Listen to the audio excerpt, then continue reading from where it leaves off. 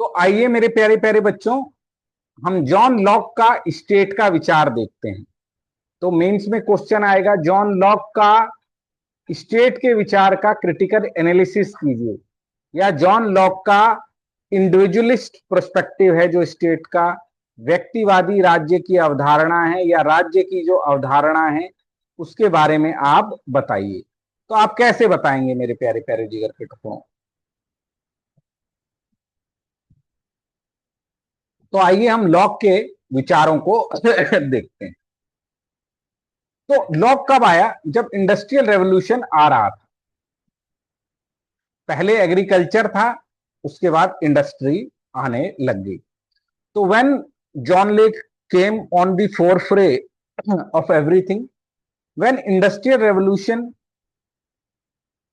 was coming, was on the way, a series of changes in British economy resulted into a transition from agriculture to industry. तो क्या हुआ मेरे प्यारे प्यारे बच्चों? पहले हाथ से काम होता था तो कृषि प्रधानता थी, और फिर मशीनों से, भाप के इंजन से काम होने लगा, तो क्या हो गई? इंडस्ट्रियल प्रोग्रेस हो गई। कब आया इंडस्ट्रियल रेवोल्यूशन? आना चालू हुआ 1750-60 से, और पूरे 80 साल में पूरी दुनिया पर छा गया। जैसे आप मोबाइल पिछले 10 साल में पूरी दुनिया पर छा गया, 10-12 साल में।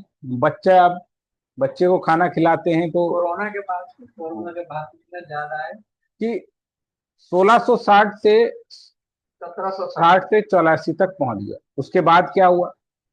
क्लोथ्स में मशीनीकरण हुआ, फिर धीरे धीरे ये परिवहन में, इंडस्ट्री में और माइनिंग्स में भी आ गया। दीज चेंजेस, यही है, began with the mechanization of textile industry and later significant changes occurred in the field of mining, transport, industrial revolution। सब जगह रेवोल्यूशन आया।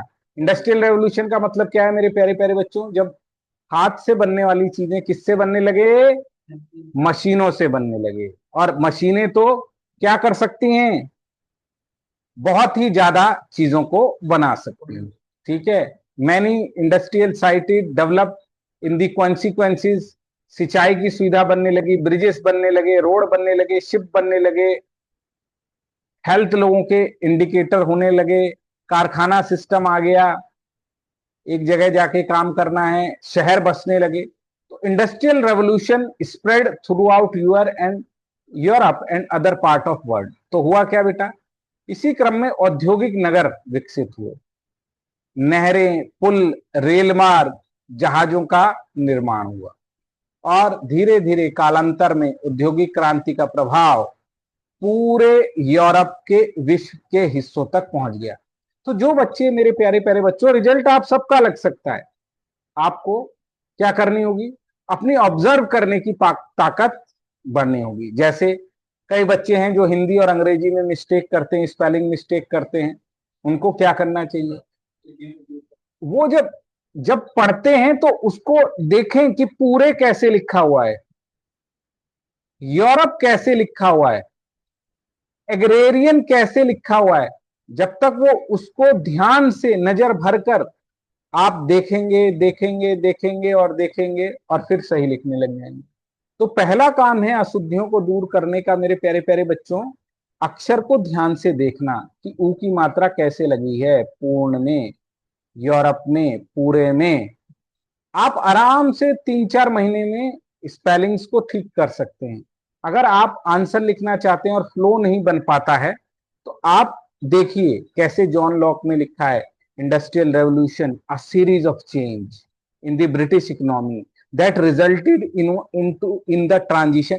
तो जब इसको देखोगे, ऑब्जर्व करोगे, तो धीरे धीरे यही वोकैबुलरी आपके अंदर समा जाएगी। इसीलिए जब पढ़ते हो तो सिर्फ समझने के लिए नहीं पढ़ो, उसके अक्षरों को भी देखो, उसकी लाइन को भी देखो, उसकी फॉर्मेटिंग को भी देखो, और आपका धीरे धीरे 6 महीने लगेगा, वो स्तर आ जाएगा जहां पर आप चाह रहेंगे। तो ये मैंने आपको बात बताई, इसको ध्यान में रखिएगा, आपका कल्याण होगा। तो लॉक का व्यू क्या है बेटा? इंडस्ट्रियल रेवोल्यूशन आ गया, ठीक है, इसको फादर ऑफ क्या माना जाता है? लिबरलिज्म भी मानता है, व्यक्ति ही मानता है कि व्यक्ति ही सबसे ऊपर है, उसकी संपत्ति ही सबसे ऊपर है, वो अपने अधिकारों की रक्षा के लिए राज्य का निर्माण करता है। तो जब ये इंडस्ट्रियल रेवोल्यूशन आया, इंग्लैंड में पैदा हुआ था वो, और लिबरलिज्म व्यक्ति की स्वतंत्रता का वो मूलक था। तो John Locke 1632 to 1704 was a famous 17th century thinker, he was a father of liberalism. इसके बारे में मैं ऑलरेडी लेक्चर बना चुका हूं, वहां जाके आप देखिएगा कि इसको फादर ऑफ लिबरलिज्म क्यों कहा जाता है, why he is called father of liberalism. तो मेरे प्यारे प्यारे जिगर के टुकड़ों, इंडस्ट्रियल रेवोल्यूशन जब पहुंच गया यूरोप में, तब ये आया था, और इसने अपने उदारवादी लेखों को किसमें लिखा था? The liberal politics on John Locke. John Locke liberal politics, ठीक है। ये देखो, ये स्मिलिगलर ने लिखा है इसके बारे में कि इसने लिबरलिज्म को कैसे आगे बढ़ाया।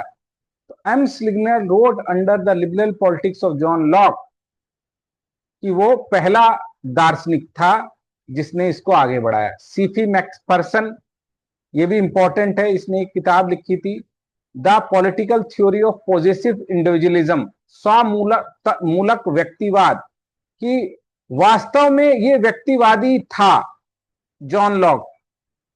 Lock was the first political philosopher who commented on modern liberalism, presented a detail and effective method. C B Macpherson wrote under political theory of positive intelligence की ये सिर्फ व्यक्ति विवेकशील है, विजडम फुल है, वो अपने निर्णय ले सकता है, राज्य आर्टिफिशियल है, राज्य साधन है, राज्य सिर्फ साधन है, टूल्स है, मीन्स है, व्यक्ति की प्रॉपर्टी उसको बचानी है, लाइफ लिबर्टी और प्रॉपर्टी उसके हैं जो नेचर में भी थे। ऐसे मैंने आपको 10 आर्ग्यूमेंट बताए थे। तो लॉक ने क्या माना था बेटा? कि लॉक ने माना था ह्यूमन बीइंग रैशनल है, और उसने इतिहास के बजाय सारे चिंतन को किस पे लाया? रीजन पे लाया। तो according to the Locke, man is a rational human being and history of basis of his thinking, he state that natural right of a person, व्यक्ति जब जन्म लेता है तो मेरे प्यारे प्यारे बच्चों उसको क्या होते हैं? प्राकृतिक अधिकार होते हैं। वो और उसके प्राकृतिक अधिकार एक साथ जन्म लेते हैं। तो प्राकृतिक जीवन की स्वतंत्रता, संपत्ति की सुरक्षा, life, right to life, property, इसकी होनी चाहिए। अब वो सामाजिक समझौते में क्या कहता है? सामाजिक समझौते में वो ये कहता है कि नागरिक समाज ने क्या किया? एक कॉन्ट्रैक्ट किया, अपनी प्राइवेट प्रॉपर्टी को बचाने के लिए, अपनी नेचुरल राइट को बचाने के लिए, खाली प्रॉपर्टी नहीं, और भी बहुत सारे राइट। प्राइवेट प्रॉपर्टी को बहुत ज्यादा ये मानता है, इसीलिए मैकफरसन इसको ये कहता है कि ये क्या है? मैकफरसन का कथन है ये पॉजेसिव इंडिविजुअलिज्म का प्रतीक है और ये कैपिटलिज्म को बढ़ावा दे रहा है। तो ये क्या कहता है? ये कहता है सिविल सोसाइटी ने क्या किया? ह्यूमंस मिलकर आए और उन्होंने बनाया। फिर राज्य के बारे में क्या लिखता है मेरे प्यारे प्यारे जिगर के टुकड़ों? राज्य के बारे में ये इंपॉर्टेंट विचार है, यूपीएससी इस पर सवाल पूछ चुका है कि एक इसने दो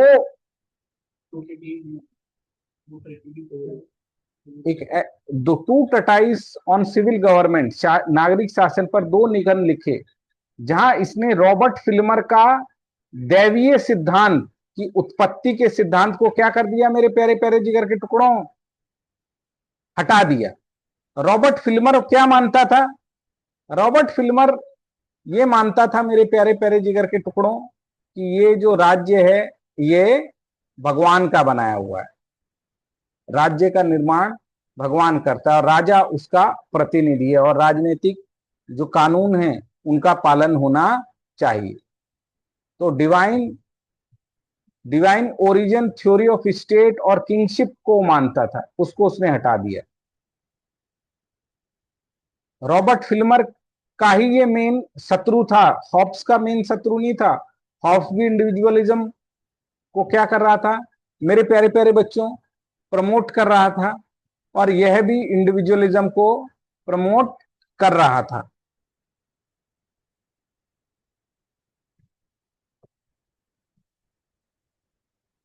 तो इसने रॉबर्ट फिल्मर की बड़ी आलोचना की। इसने बोला हमने एक समझौते से स्टेट को बनाया है। क्या बनाया है? सरकार क्या है, राज्य क्या है? कोई कम्युनिटी अपनी पसंद से चुनती है, ठीक है। सरकार कोई अलग चीज नहीं है। Government of organisation that community chooses by its choice, therefore government itself bound for the allegiance of the community. सरकार जुड़ी हुई है कम्युनिटी से और समुदाय उसे दिशा निर्देशित करती है, and has to do a work according to the guideline received by the community. Political power has not been established under any divine legislation. कोई भी कानून, क्या होते हैं मेरे प्यारे प्यारे जिगर के टुकड़ों, कोई भी कानून देवीय कानून नहीं है। कानून वो हैं जो सरकार के द्वारा लोगों के इंटरेस्ट के लिए बनाया जाता है। तो according to the guideline received, political power has not been established under divine legislature. बोला जब सरकार बनती है तब भी समुदाय, कम्युनिटी, सिविल सोसाइटी उस पर नजर रखती है। किस तरह नजर रखती है बेटा? जैसे हम एक गार्ड रख लेते हैं अपने आप के लिए। तो वॉइस नहीं आ रही है।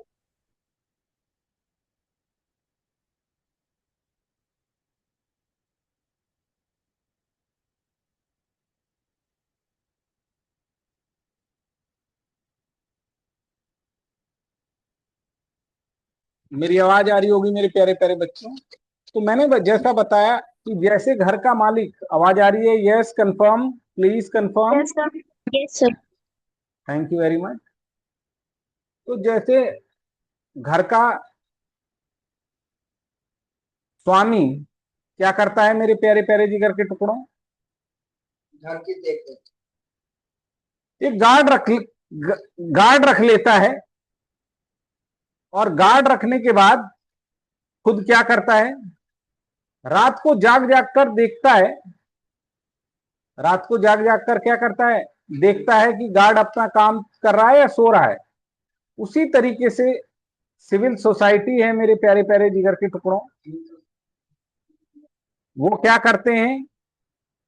वो देखते हैं, सरकार पर नजर रखते हैं कि home owner guard of the house, then he keeps himself awake to see watchman has हो रहा है। तो राज्य का देवीय सिद्धांत क्या मानता था? राज्य का देवीय सिद्धांत ये मानता था मेरे प्यारे प्यारे जिगर के टुकड़ों कि राजा को शक्ति सीधा ईश्वर से प्राप्त हुई है, वह ईश्वर का प्रतिनिधित्व है। राजा को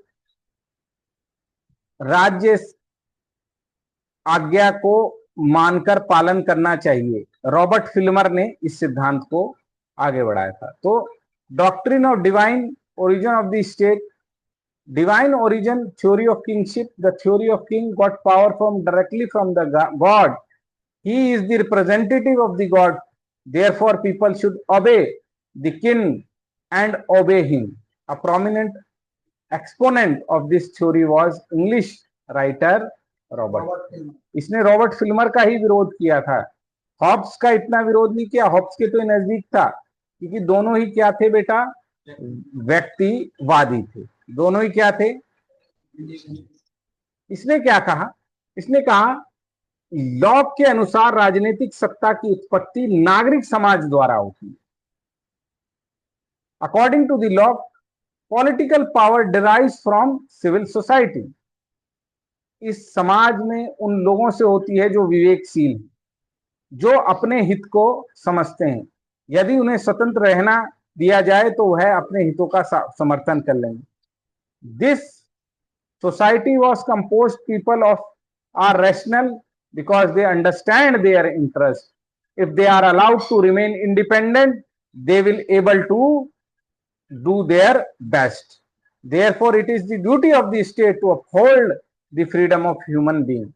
फिर मूलतः अतः मनुष्य की स्वतंत्रता को कायम रखना राज्य का कर्तव्य होना चाहिए, क्योंकि प्रकृति के नियम के अनुसार वह मिलजुल कर रह सकते हैं। The humans are basically rational human being because they can live together according to the law of nature. तो प्रकृति के नियम को वो जानते हैं, वह अपनी तर्क बुद्धि का सहारा ले लेते हैं। रॉबर्ट फिल्मर और जो भी धार्मिक सिद्धांत को मानते हैं, रिलीजियस थ्योरी को मानते हैं, मेरे प्यारे प्यारे जिगर के टुकड़ों, उनका क्या रहता है? उनका ये रहता है कि भाई इंसान विवेकशील नहीं है, वो अपने आप को स्वयं नहीं चला सकता, इसलिए धर्म की और आस्था की इसको जरूरत है। तो लॉक ने himself to charge of support of revolution, उसने कहा ये ठीक नहीं है। तो अगर रॉबर्ट फिल्मर का भी क्वेश्चन आ जाए तो भी आप लिख लेंगे। रॉबर्ट फिल्मर का सिद्धांत के ऊपर कॉल, ये क्वेश्चन यूपीएससी में पूछ चुका है कि जॉन लॉक का असली शत्रु हॉब्स नहीं बल्कि रॉबर्ट फिल्मर था। तो इसका जवाब यही देंगे कि Robert Filmer divine theory of kingship और स्टेट को मानता था। उसका मानना था कि राज्य की उत्पत्ति भगवान द्वारा की गई है और वह उसका प्रतिनिधि है।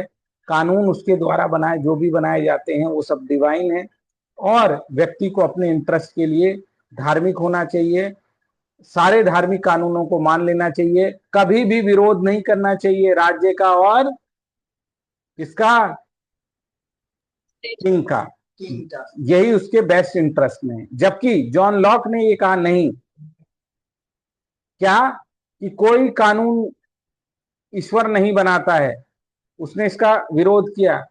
लोग व्यक्तिवाद को आगे बढ़ाया कि लोग अपने इंटरेस्ट के लिए स्टेट बनाते हैं, उनके पास नेचुरल राइट्स पहले से रहते हैं, ठीक है, जो प्रकृति ने उनको दिए हैं। उन्होंने समझौते से ये स्टेट बनाया है और समझौते से स्टेट बनाकर वो सरकार का गठन करते हैं और फिर उनके इंटरेस्ट के ही कानून बनते हैं, जो उनको अच्छा लगता है वही कानून बनते हैं। तो राज्य आर्टिफिशियल है, जबकि वो कैसा मानकर चलता है रॉबर्ट फिल्मर कि राज्य आर्टिफिशियल नहीं, वो डिवाइन है। ये नेचुरल राइट्स को मानता है, रॉबर्ट फिल्मर नेचुरल राइट्स को नहीं मानता है। वो किंग को सुप्रीम मानता है, ये किसको सुप्रीम मानते हैं? सिविल सोसाइटी और उनके द्वारा बनाए गए स्टेट, यानी लोग सुप्रीम है, राज्य नीचे है, और जो सरकार है वो उनकी ट्रस्टी के रूप में काम करेगी। पीपल को यहाँ सोवरेनिटी है, वहां सोवरेनिटी किंग को है, ठीक है। तो ये बहुत बड़ा ही अंतर है, यहाँ व्यक्तिवाद पर जोर है, वहां पर डिवाइन पर जोर है। तो अगर रॉबर्ट फिल्मर के और इसका कंपैरिजन पर भी लिखने आ जाएगा तो आप आंसर लिख देंगे। तो क्या जॉन लॉक पूरी तरीके से ठीक था? हाँ, इसका आर्ग्यूमेंट तो ये बहुत बढ़िया है जितने भी दिए, पर इस पे आरोप लगता है कि ये कैपिटलिज्म को आगे बढ़ा रहा है, पूंजीपतियों को आगे बढ़ा रहा है। नेचुरल राइट्स कहां से आए? बेंथम आगे इसकी आलोचना करेगा। ये नेचुरल राइट्स की थ्योरी भी ठीक नहीं है।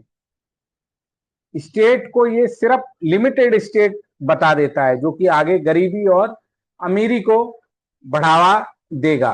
तो जॉन लॉक के राइट्स, जो स्टेट की थ्योरी है, इसमें काफी कमी है, लेकिन फिर भी इसका महत्व है, क्योंकि आज जो हम डेमोक्रेसी देख रहे हैं, जो आज हम लिमिटेड फॉर्म ऑफ गवर्नमेंट देख रहे हैं, ये इसी के द्वारा बनाई गई थी और इसी पर यूपीएससी और अदर एग्जाम में सवाल पूछे जाते हैं। मेन आपको रॉबर्ट फिल्मर के बारे में देखना था, जो आपने देख लिया मेरे प्यारे प्यारे बच्चों। तो आशा करता हूं 2 क्वेश्चन आपको समझ में आए होंगे। तो थैंक यू वेरी मच। आगे हम और भी जो लिबरलिस्ट स्टेट की थ्योरी में दार्शनिक आएंगे उनको देखेंगे। दार्शनिक नहीं कहा जाता है, पॉलिटिकल थिंकर कहा जाता है, उसको हम देखेंगे। तो वीडियो को देखते रहिए, चाहे आप पॉलिटिकल साइंस ऑप्शनल कर रहे हैं, बीए कर रहे हैं, एमए कर रहे हैं, या नेट जेआरएफ की तैयारी कर रहे हैं, ये वीडियोस आपके लिए बहुत उपयोगी होंगी। ऐप हमारा डाउनलोड कर लीजिएगा रजनीश आईएएस एकेडमी का, जो कि आपके लिए उपयोगी होगा। तो क्लासें देखते रहिए। Thank you very much, God bless you.